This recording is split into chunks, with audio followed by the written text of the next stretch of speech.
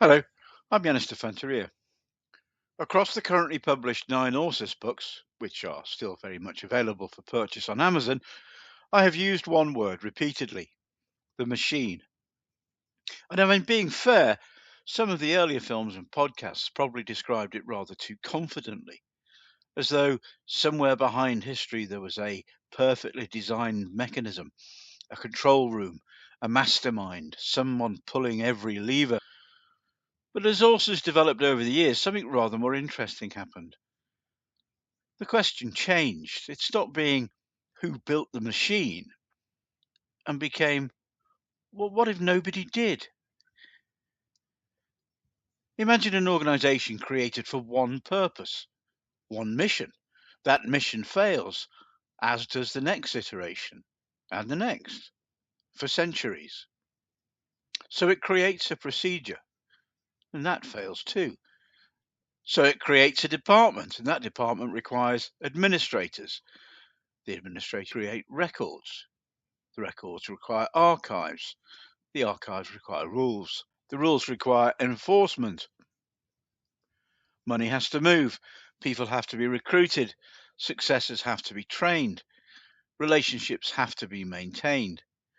And after enough time, the organization possesses something it never originally intended to create at all: continuity. This is critical as people die, governments fall, kings disappear, political movements consume themselves, and critically, wars come to an end. But procedures can survive them all. A 19th century survey becomes a road. The road becomes infrastructure. The infrastructure in turn becomes commerce. That commerce creates financial relationships. The corollary is that the original reason for building any of it may eventually disappear completely, but the road is still there. And that became increasingly important while I was writing ORSUS. In A Battle Lost, history begins disappearing into bureaucracy. Roads, canals, postal systems, surveys, ledgers, projects which look entirely administrative while they are happening. And that is precisely why they endure. The false pretext may disappear, but the infrastructure becomes real. And later, in Anima Perduta, the same idea appears after the Second World War. The Nazi government collapses, the Hugo Boss designed uniforms disappear, but passports still require stamps, ships still require manifests, officials still move files from one desk to another. Networks survive defeat because administration survives defeat. And several forms of continuity begin aligning: political power, institutional memory, money, intelligence, faith, administrative protection. At some point, the structure begins to behave almost like an organism. Not necessarily because somebody designed it, because systems which survive long enough learn how to survive. And that is a very different proposition from the traditional conspiracy thriller. There doesn't need to be a dimly lit room full of people wearing cloaks. There doesn't need to be a man whose face we never see stroking a cat. There doesn't even need to be somebody issuing orders. A congressional office redirects an inquiry because that is what the procedure says. A bank overlooks a transaction because its systems have always treated that account differently. An archivist refuses access to a document they have never personally examined. A shell company protects another shell company because the contractual structure tells it to. Nobody involved necessarily sees the whole mechanism, nor understands it. They don't have to. The system works anyway. In fact, the greatest threat to such a system might be somebody finally figuring out what the whole thing is all about. And these ideas became central to Convergence, Book 3. The frightening possibility was no longer there is a conspiracy, the leaders of it are this or that person. We just need to look for the dormant underwater volcano lair and we're safe. It was. The system, the machine, no longer requires conspirators to survive. It organically develops institutional gravity, administrative instinct, continuity. And that in itself again presented another problem. What about the people that are fighting it? William, Hugo, Dusty, the Equus Bellici and the Pirate. They've spent centuries in direct opposition to it, studying its structures, building their own networks, maintaining their own archives, moving their own money, and recruiting friends, creating redundancies, and preserving institutional memory.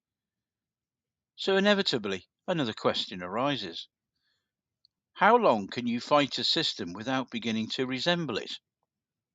Helen notices this, and William understands the opposing structure perhaps rather too well, because experience teaches both sides the same fundamental lesson. Survival requires continuity, and somewhere inside ORSUS there is another clue, and it begins underground. The Messine Ridge, June 1917. A British soldier named Harold Hampton is listening through a geophone to a conversation taking place beyond a tunnel wall. He recognizes the words that these people are saying, but he does not understand their significance. He simply reports what he hears to the Royal Military Police. His statement runs to 31 pages, and then the system does what systems do. The statement is filed, classified, and crucially, forgotten. Parts of what Harold heard survive elsewhere, but not the whole conversation. And for 75 years, decisions are made using incomplete intelligence. A young soldier hears perhaps the most important intelligence snippet in human history and has absolutely no idea that he has. And neither, for a very long time, does anyone else.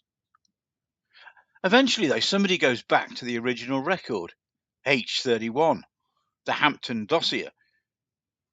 But I'm not going to tell you what is in it, because that would rather spoil a lot. But H31 changes the question again. Buried within those 31 passages is a word, a concept, something the characters themselves do not initially understand. And that word is dominion. And dominion is where I'm going to stop. Because ORSUS will work much better for you when you read it and discover the answers for yourself, rather than being handed it in a 5-minute film. But I will leave you with this. An organization begins with a mission. The mission fails. Failure creates procedure. Procedure creates continuity. Continuity creates institution. And eventually, the institution may become so successful at preserving itself that the original mission no longer matters. At which point, we are no longer asking who controls the machine. We're asking something considerably more disturbing. Does the machine need anybody controlling it at all? I am Di-Fanteria, and this time it was definitely ORSUS, dedicated to dreamers everywhere.